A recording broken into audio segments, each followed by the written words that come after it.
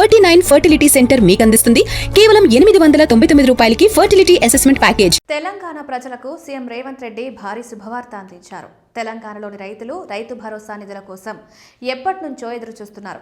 జనవరిలో సంక్రాంతి పండుగకు ముందే జమ చేయాల్సిన్నప్పటికీ నిధుల విడుదలలో జాప్యం జరుగుతోంది. ఫిబ్రవరి తొలి వారంలో అయినా జమ అవుతాయని భావించిన రైతులకు నిరాశే ఎదురైంది. వీటిని ఎప్పుడు జమ చేస్తామనే దానిపై స్వయంగా రేవంత్ రెడ్డి ప్రకటన చేశారు. ఇక కొత్త ఇందిరమ్మ ఇళ్ల మంజూరు కోసం రాష్ట్రంలోని చాలా మంది ప్రజలు ఎదురు చూస్తుండగా రెండో విడత లబ్ధిదారుల జాబితా విడుదలపై కూడా సీఎం క్లారిటీ ఇచ్చారు. ఇలా ప్రజలకు 2 పథకాలపై తాజాగా రేవంత్ స్పష్టతనిచ్చారు. తెలంగాణలో రైతు భరోసా డబ్బుల విడుదలకు ముహూర్తం ఫిక్స్ అయింది.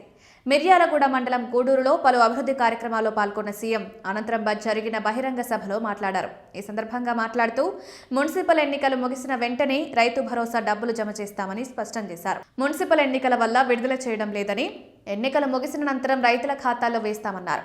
రైతులకు ఇప్పటి వరకు 1.1 లక్షల కోట్ల ఖర్చు చేస్తామన్నారు.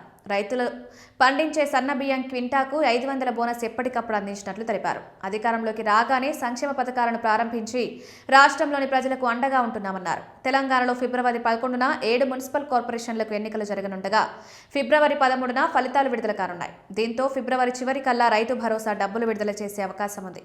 ఇక కొత్త ఇందిరమ్మ ఇళ్ల మంజూరుపై కూడా సీఎం రేవంత్ క్లారిటీ ఇచ్చారు. ఏప్రిల్లో కొత్త ఇందిరమ్మ ఇళ్లను ప్రారంభించనున్నట్లు తెలిపారు. త్వరలోనే రెండో విడత లబ్ధిదారుల జాబితా విడుదల చేయనున్నట్లు వెల్లడించారు. రానున్న బడ్జెట్లో ఇందుకు తగ్గట్లు నిధులు కేటాయించనున్నామన్నారు. రాష్ట్రంలోని లబ్ధిదారులందరికీ ఇందిరమ్మ ఇళ్లు మంజూరు చేస్తామని ఎవరూ ఆందోళన చెందాల్సిన అవసరం లేదన్నారు.